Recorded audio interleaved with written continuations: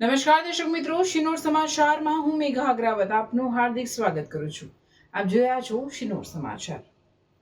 ધારી તાલુકાના ત્રંબકપુર ગામ પાસે દીપડાના હુમલામાં મૃત્યુ પામેલ બાળકીના પરિવારજનોને વન વિભાગ દ્વારા 10 લાખનો ચેક અર્પણ કરાયો. થોડા દિવસો પહેલા ધારી તાલુકાના પૂર્વ પાસે એક દીપડા દ્વારા બાળકી ઉપર હુમલો કરવામાં આવ્યો હતો, જે હુમલામાં બાળકીનું મૃત્યુ થયું હતું. રાજ્ય સરકારની ગાઈડલાઈન મુજબ વન વિભાગે તાત્કાલિક અસરથી મૃતકના પરિવારને 10 લાખનો ચેક આપ્યો હતો. આ ચેક અર્પણ પ્રસંગે CF દીપક ચૌધરી, દલખાણિયા રેન્જના RFO વણિક ફોરેસ્ટર સાવલિયા તેમજ વાઇલ્ડ લાઇફ વોર્ડન મહાવીર બાપુએ ખાસ હાજરી આપી હતી. ત્રંબકપુર ગામ સરપંચ બોલું છું. હમણાં થોડાક સમય પહેલાં અહીંયા પરસોત્તમભાઈ મોરીની વાડીએ પરપ્રાંતીય મજૂર હતા, તેની બાળકીને દીપડાએ હુમલો કર્યો હતો અને તેમાં જંગલ ખાતું અને એની સારી મહેનતથી આજે ચેક અર્પણ કરવા આવ્યા છીએ.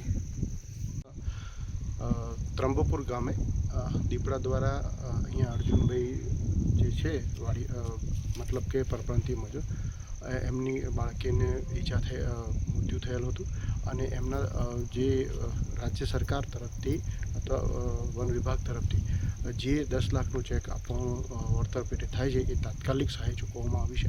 આજરોજ અહીંયા સરપંચશ્રી મહાવીર બાપુ તથા રેન્જ ફોરેસ્ટ ઓફિસર તથા તમામ આગેવાનની રૂબરૂ આ ચેક અર્પણ કરાયો છે. અમરેલી જિલ્લા વાઇલ્ડ લાઇફ વોર્ડન મહાવીર ભગત તરીકે આજે ચેક અર્પણ વિધિ છે.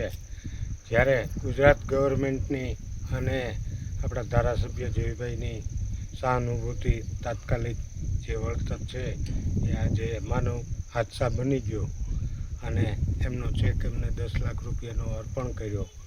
અને ખાસ તો વન વિભાગની જે મહેનત છે, રાત દિવસ દોડતા હતા, હું એમની સાથે, કારણ કે જિલ્લા વાઇલ્ડ લાઇફ વોર્ડન તરીકે મારી પણ એટલી જ જવાબદારી બને. હું વણિક સાહેબ સાથે કોન્ટેક્ટમાં હતો, ACF સાહેબ સાથે કોન્ટેક્ટમાં હતો. તો જે આ ઘટના ઘટી છે એ તો દુઃખદ ઘટી છે, પણ અત્યારે મારે ખાસ તો દરેક સરપંચોને અને દરેક વાડી માલિકોને એક જ નમ્ર અપીલ છે કે આપ મજૂરો માણસો બહારના પરપ્રાંતથી આવતા હોય, ખોરાકમાં બધું જ ખાતા હોય છે.